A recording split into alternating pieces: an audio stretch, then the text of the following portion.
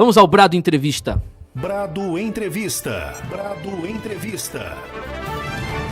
Brado Entrevista, vamos conversar agora ao vivo com o ex-secretário estadual de Desenvolvimento Social no governo de São Paulo em 2023 e 2024, ex-secretário municipal de Desenvolvimento Social na cidade de São Paulo em 2017 e 2018, ex-presidente do Fundo Social do governo também de São Paulo em 2019 e 2024, fundador da empresa Permavita, que promove gestão de resíduos e produção de energia, fundador do Instituto Arca, que oferece capacitação e oportunidades de trabalho para pessoas em situação de rua. Ele foi candidato a prefeito em 2020, prefeito de São Paulo, e foi o coordenador do plano de governo na campanha à prefeitura do Pablo Marçal. A gente conversa agora com o querido Felipe Sabará. Felipe, tudo bem? Bom dia, obrigado aí pela participação no Brado Jornal. Tudo bem contigo? Bom dia, Timóteo. Bom dia a todos os espectadores. Um prazer estar aqui com vocês. Ô Felipe, quero começar aqui a entrevista perguntando dessa oportunidade que você teve de coordenar essa campanha que foi a mais calorosa dos últimos anos. Parecia a campanha de presidente, essa campanha de prefeito aí em São Paulo. Você foi um dos coordenadores ou coordenador da campanha do Pablo Marçal. Como é que foi essa experiência, Felipe Sabará? Bom, foi uma experiência realmente muito única. Principalmente pelo momento de comunicação que o Brasil está vivendo. Então, acho que a questão das redes sociais e todas as polêmicas que foram geradas, as que aconteceram e as que foram produzidas durante a campanha, uma campanha sem dinheiro público, sem padrinhos, sem partido, né, um partido pequeno, sem dinheiro nenhum público, sem tempo de TV, sem tempo de rádio, sem nada, só com a boa vontade, o carisma do candidato Pablo Marçal e com a nossa pequena estrutura de campanha, mas bastante aguerrida. E, como você disse, foi uma campanha nacional, né? A gente percebeu que o Brasil inteiro estava acompanhando os debates, a cadeirada, enfim, a carteirada, a carteira de trabalho que o Marçal apresentou ali pro Boulos, que, na minha opinião, destruiu o Boulos para sempre. Nunca mais esse cara vai conseguir recuperar disso. Na minha opinião, um dos grandes fatores da derrocada do Boulos, inclusive no próprio segundo turno, foi a destruição de imagem que o Marçal conseguiu promover ali, aquela desconstrução daquela imagem, tentativa do Boulos, da construção do Boulos cor-de-rosa lá, a Paz e Amor que ele tentou fazer no começo, e naquele dia da carteira de trabalho ele entregou realmente quem é Boulos, o famoso quebrador de fachada de Fiesp na Paulista, invasor de propriedade, aquilo que todo mundo já sabia, mas que ele estava tentando criar uma nova imagem, e acredito que o Marçal conseguiu desconstruir isso, entre muitas outras aventuras que a gente viveu nessa campanha. Ô Felipe, você sabe muito bem, nós somos entusiastas aí da campanha do Marçal, né? E a gente fez uma festa arretada aqui, até na apuração eu vim fazer o programa aqui de boné. E eu queria te perguntar, como é que o Marçal reagiu depois da derrota?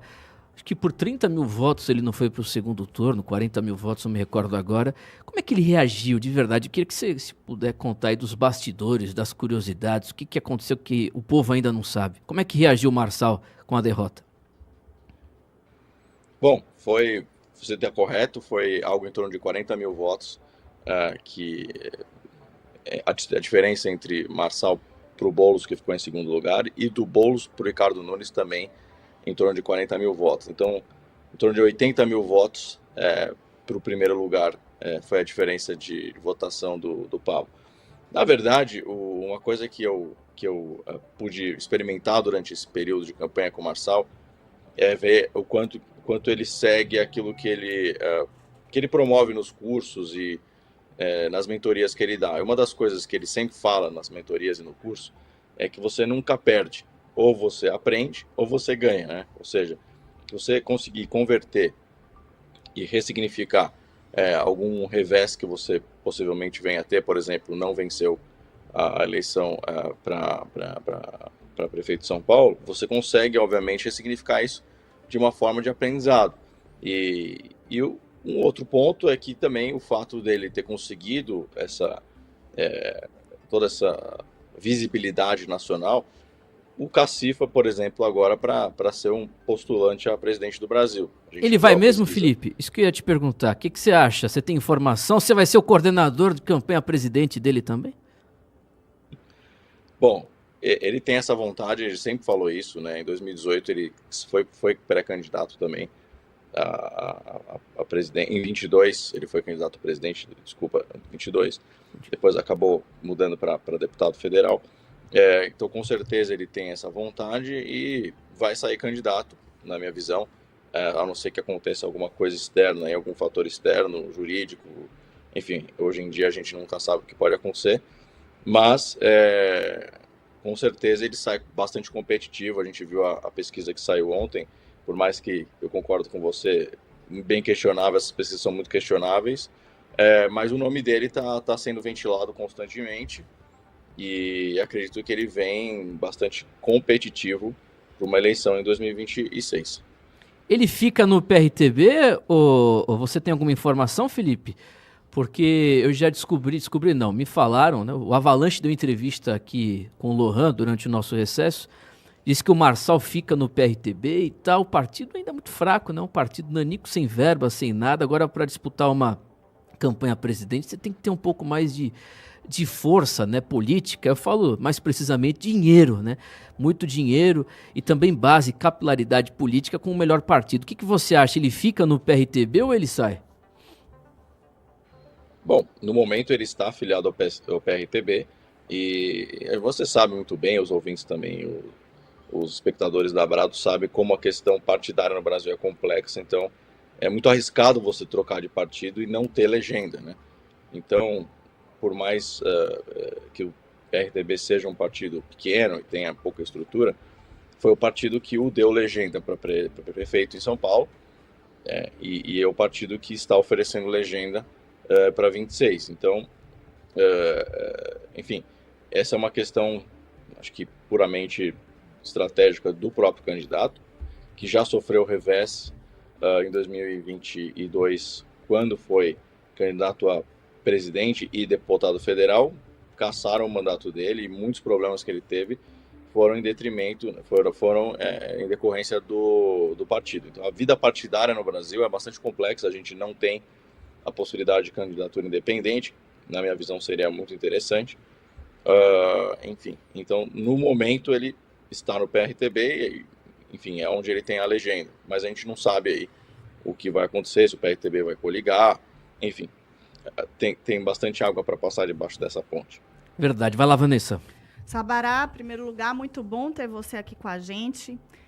Eu quero ir direto ao Prazer, ponto aí, saber de você o que é que você está achando dessa vitória do Nunes e desse governo que ele tem feito aí nesse ano em relação à cidade de São Paulo. Mais do mesmo? Você tem expectativas positivas, negativas? Qual que é a sua análise em relação a isso? Bom, tá bem no comecinho, né? A gente tem um mês de gestão, né, desse segundo mandato aí do atual prefeito. Eu não tenho uma expectativa positiva, principalmente por causa das secretarias. Acho que o importante é até vocês da imprensa, vamos dizer assim, imprensa que realmente factual, fazer uma observação com bastante carinho, com uma espécie de lupa em quem são os secretários que estão sendo nomeados e quais são as pautas desses secretários e a quem eles são vinculados. Então, baseado nessa premissa da questão do secretariado, eu não tenho uma expectativa. Eu acredito que vai ser mais do mesmo. São Paulo poderia, né, na minha visão, estar muito à frente, até por isso foi candidato em 2020 e por isso apoiei o Marçal em 2024. Eu acredito que São Paulo poderia ser muito mais pujante do que até pelo orçamento, quase 120 bilhões de reais de orçamento anual. É uma arrecadação absurda, né, de ISS, principalmente de IPTU, uma cidade bastante pujante. Então, eu acredito que São Paulo poderia estar muito à frente do que está. Agora vamos acompanhar. Acho que vale a pena ficar de olho nessas secretarias aí, quais são as políticas que estão sendo aplicadas. Perfeito, Sabará. E você, quais são as suas expectativas políticas? Podemos contar com você saindo nas próximas eleições para algum cargo? Ou prefeito de São Paulo, quem sabe em 28? Quais são os seus planos? Bom, eu tenho uma visão, vamos dizer assim, de propósito. Hoje em dia essa palavra está, inclusive, bastante mal utilizada na minha visão, mas eu acredito que a gente foi colocado aqui nessa terra para fazer a diferença e deixar esse lugar melhor do que a gente recebeu, né, do que a gente entrou. Então, na minha visão, a política ela é um meio, não é um fim. Eu sempre olho para as oportunidades na política como eu olho nas oportunidades de negócio ou, enfim, que seja trabalho voluntário ou filantrópico, que é realmente deixar as coisas melhor, né? Mas trazer realmente eficácia, eficiência para processos e tal, e principalmente melhorar o entorno da nossa comunidade. Eu acho que é o que Jesus Cristo nos ensinou quando ele esteve aqui na Terra, que a gente pudesse ser um agente de geração de transformação positiva enfim, melhorar a vida das pessoas a nosso redor, né, começando pelas nossas famílias, mas também ao nosso redor. Então, eu vejo assim, se houver uma oportunidade real, onde eu possa ser mais útil para a sociedade do que hoje eu sou no setor privado, eu com certeza concorrerei, né? Já fui secretário aí 4 vezes, já fui presidente do Fundo Social, já fui candidato a prefeito. Eu não fui candidato para ser candidato, simplesmente, ou para ser prefeito, mas para transformar. Então, se houver realmente uma viabilidade política, com apoio, com um grupo, e a gente possa ser competitivo para poder levar São Paulo para onde a gente poderia e tem que estar, eu com certeza jamais fugirei desse desafio. Gosto de política, acredito que já tenha uma experiência razoável, relevante nesse sentido, né? A primeira vez que eu fui secretário foi em 2017, do município, depois fui secretário de Estado, enfim, e conheço a política, como ela funciona. Acredito que eu possa ser uma pessoa competitiva dentro do contexto de conteúdo e experiência. Mas não basta isso, não basta isso. Para você ser candidato, você precisa de apoio, você precisa de coligações, você precisa de um grupo, você precisa de uma série de elementos que não necessariamente você consegue controlar, né? São fatores, muitos fatores externos na política. E eu tenho essa consciência, eu sou maduro o suficiente para poder entender que eu não sou eu que decido. Mas, da minha parte, eu estou disponível sempre para essa guerra. Gosto dessa briga, gosto principalmente de brigar contra a esquerda e contra essa demagogia toda aí, principalmente na área social, o pessoal vendendo mentiras o tempo todo, e o que eu gosto do Marçal e o que eu acho que a gente pode contribuir nesse sentido, principalmente com São Paulo no Brasil, é essa questão de mudança de mentalidade. O Brasil precisa mudar a mentalidade, que hoje é uma mentalidade muito, quase que de escravo, de odiar empresário e contra a prosperidade, enfim, isso. Eu acredito que a gente consegue mudar isso no paulistano, no paulista e no brasileiro. Então, se tudo der certo, serei candidato e estou consultando a Deus aí para ver qual que é a vontade dele e quais são as oportunidades que aparecem. Olha aí, bomba, viu? Exclusivo, viu? Felipe Sabará, possivelmente pré-candidato a prefeito de São Paulo em 2028. Corta aqui pra mim, Pedro Lara, tá viajando aí na maionese. Ô, Sabará, deixa eu te fazer a pergunta. Eu vi uma entrevista sua antiga, eu acho que de 2016, você estava na prefeitura, secretário, você falando sobre o social, que erroneamente existe...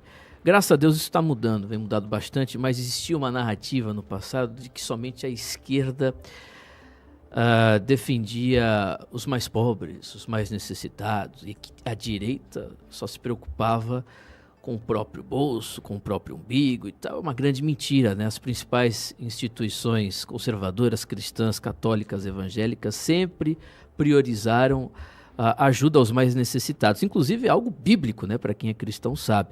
Agora a esquerda está vem perdendo essa narrativa. O que você acha? Você, inclusive, né, que defendeu, fez parte, eu esqueci o nome da sua secretária que você trabalhou em São Paulo, eu vi você falando, uma entrevista antiga, você falando sobre o social, os moradores de rua, usuários de drogas, que existe um propósito de regeneração para essas pessoas. Eu achei muito legal, interessante, queria que você falasse sobre isso. Eu acredito que a questão das redes sociais e a forma como a internet trouxe uma comunicação mais direta entre as pessoas e a realidade, até por isso que a esquerda quer tanto regulamentar a rede, entre aspas, e silenciar a internet, o acesso às pessoas às redes, é porque a esquerda foi perdendo essa narrativa, essa predominância de narrativa de que eles são os donos das virtudes e em especial do cuidado com os mais pobres, que na verdade é a maior mentira que existe, é isso. Eles na verdade propõem soluções mentirosas, mas milagrosas, para justamente fazer com que essas pessoas permaneçam em situação de precariedade. É a forma mais fácil deles manipularem e continuarem a dominação deles. Mas com esse acesso à internet, as pessoas começaram a perceber que tudo isso é uma grande falácia. E tem uma situação aí que, na minha visão, atrapalhou bastante a esquerda também, ainda bem, é a questão da pauta woke, né? Que a gente está vendo muito lá o Trump atacar lá nos Estados Unidos, o tal do DEI, né? Diversidade, equidade e inclusão, que é uma grande falácia, só que aplicada. E o pessoal viu que, uma vez que a esquerda teve a oportunidade de aplicar isso, na verdade, só piorou a vida dos mais pobres. Então, o pobre no Brasil é conservador. O nordestino, vamos dizer assim, que dentro das pesquisas aí de questões sociais ainda vamos dizer assim, o povo que mais sofre com relação à parte econômica, é um povo conservador. Por que então esse povo votou na esquerda até agora? Porque a esquerda, o PT, os governos do PT e até do PSDB, com a social-democracia, distribuíram renda por meio de bolsas e o tal dos benefícios, né, os BPCs. E aí o que acontece? Essas pessoas ficaram dependentes desse dinheiro, mas nunca acreditaram na pauta da esquerda, principalmente nessa questão aí mais woke, de gênero, enfim, raça, etc. O brasileiro, ele não gosta disso daí, e aí quando isso se misturou muito com a questão da social da esquerda, aí houve, na minha visão, uma repulsão ainda maior à esquerda. E aí isso comparado com a realidade, então a pessoa olha a realidade dela, décadas de governos de esquerda e sociais-democratas, e a pessoa não muda de vida, pelo contrário, só piora, a inflação só sobe, os juros altos, a pessoa começa a cruzar essa informação real com as falácias da esquerda, mais essa questão de ver as famílias destruídas, os filhos das pessoas totalmente perdidos. Então há uma crescente resistência, na minha visão, às pautas de esquerda. Isso é uma oportunidade da direita e de pessoas da direita de acelerarem esses processos de mostrar que a gente oferece emprego, a gente oferece realmente uma solução de promoção de autonomia das pessoas, para que elas não fiquem dependentes do Estado ou de projetos sociais, ou enfim, do que seja, né? Então, sempre foi a direita, sempre foi quem trabalha que promoveu oportunidade. Mas agora acho que a coisa fica mais escancarada e é uma oportunidade para a gente, de fato, poder fazer mais. Perfeito, são 10 horas e 3 minutos, estamos aqui conversando com Felipe Sabará, ao vivo aqui na Brado Rádio, estamos também no YouTube, youtube.com/Brado Rádio. Ô Felipe, você citou há pouco com a Vanessa de alguns, eu queria até perguntar para você, porque até pesquisar aqui, você tem algum nome aí de secretário, quais são as pautas do Nunes aí em São Paulo? Não há nenhuma surpresa para mim, mas eu vi que a imprensa não está dizendo muita coisa, até porque se a imprensa não fala nada, está sendo favorável à agenda defendida pela própria imprensa. Quem que é o secretariado do Nunes aí? Tem gente ideológica? Eu vi que o vice, que o Bolsonaro tanto disse que ia fazer alguma coisa, ia trabalhar, já foi escanteado, já foi deixado de lado, não está fazendo nada. Nenhuma surpresa também, a gente já tinha dito isso. O que você tem de informação da prefeitura que já está habilitando a agenda aí de minoria, essas coisas aí? Bom, eu vi vocês, antes de eu entrar no ar, eu estava escutando vocês falando principalmente sobre a cultura, a questão da cultura, né? Vale a pena olhar com uma lupa o secretariado, em especial a educação e cultura. Na educação, ele manteve o mesmo secretário que vinha com uma política racial fortíssima, várias entrevistas, na minha visão, bizarras, falando sobre questão racial, de negritude, não sei o quê, mas isso já vinha caminhando na gestão anterior dele e ele manteve o mesmo secretário. Na questão da cultura, novidade, não é a mesma secretária, que era horrível, era péssima, as últimas 2 secretárias péssimas, mas é horrível também. Mesma pauta de esquerda. Então você vê que na educação e na cultura, que você, vamos dizer assim, é onde você realmente tem acesso a pautar a mente das crianças e das pessoas, né? Porque a cultura como a sociedade como um todo, e na educação você está falando de educação básica, né? Que é principalmente onde a prefeitura atua.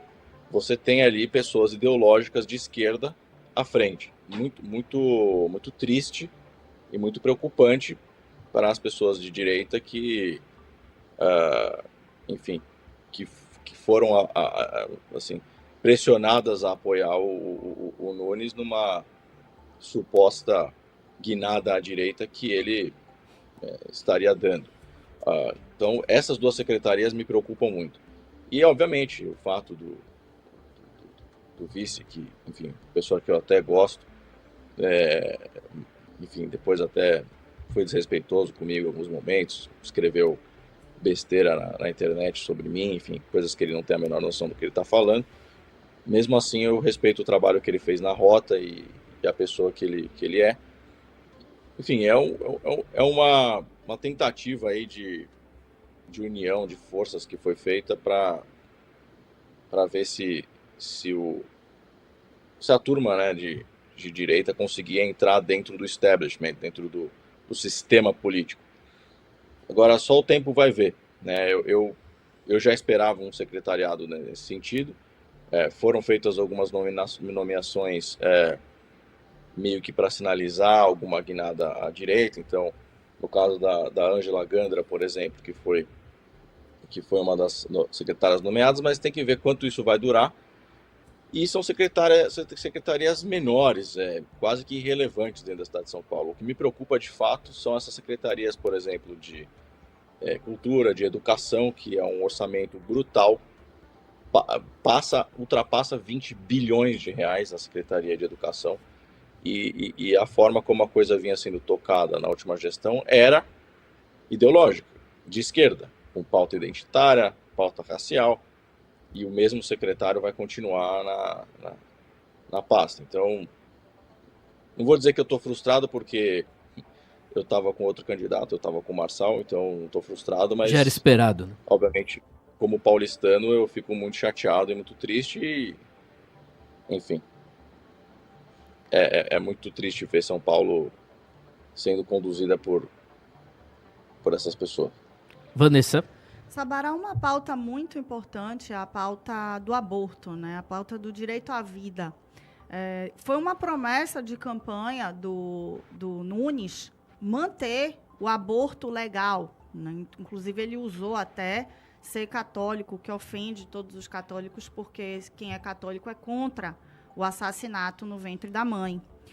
E ele disse que ia promover uma política pública de obrigatoriedade da execução desse assassinato no ventre. Porém, eu tenho lido alguns jornalecos, até mesmo da USP, reclamando que isso não vem acontecendo. Como é que você analisa? Seria uma resistência da própria classe de médicos que estão refutando-se a prática aí em São Paulo, ou porque o incentivo continua, né? O incentivo da política pública do governo de São Paulo, da cidade de São Paulo, pelo menos pelo que vejo aqui, continua sendo incentivado. Bom, essa é uma questão bastante polêmica, enfim, e e que ela tem intersecções jurídicas e, enfim, de autoridade, de responsabilidades, vamos dizer assim, porque o governo federal tem um papel muito preponderante nessa questão e, obviamente, que aí os estados e municípios acabam, muitas vezes, criando sua própria política também nesse sentido. Mas o que eu escutei do atual prefeito, que era prefeito na última gestão dele também na campanha, era que isso era uma determinação específica do governo federal e que então não tinha o que fazer e tal, e que o município ia seguir a lei. Então, de novo, precisamos ver quem é o secretário de saúde ou a secretária de saúde. Eu realmente não sei quem foi nomeado nessa pasta. Não apareceu para mim aqui ainda.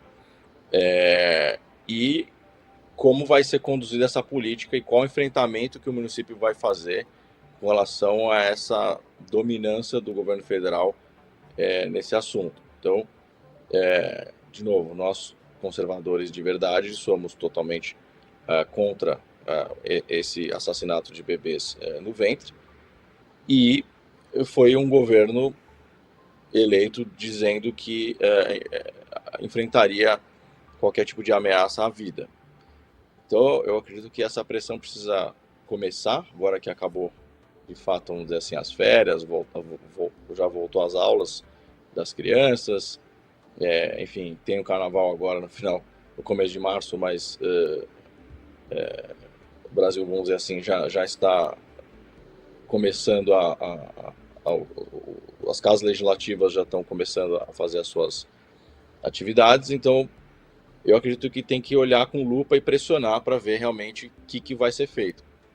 Eu não sei como vai ser isso, não tenho ideia de para que lado vai, tenho minhas suposições. Eu acredito que do mesmo jeito que o Nunes foi a favor de demissão, a favor não, ele inclusive se gabou em alguns vídeos de que ele foi responsável, foi o primeiro prefeito a demitir pessoas durante a pandemia que não estavam vacinadas, trabalhando na prefeitura. Então, enfim, a chance da caminhada para o lado do aborto em São Paulo é grande, a não ser que haja uma intervenção realmente forte aí dos conservadores. São 10 horas e 12 minutos. Felipe, queria te agradecer pela entrevista. De verdade, que Deus te abençoe. Parabéns aí pelo trabalho desempenhado e boa sorte. Eu que agradeço a oportunidade. Nos projetos. Um abraço para você, viu? Obrigado, um abraço e parabéns pelo trabalho de vocês aí. Sou um grande fã. Valeu, Felipe Sabará, futuro prefeito de São Paulo. Esse foi o Brado Entrevista. Ei, volta aqui. Você já é inscrito no canal? Ainda não? Inscreva-se agora.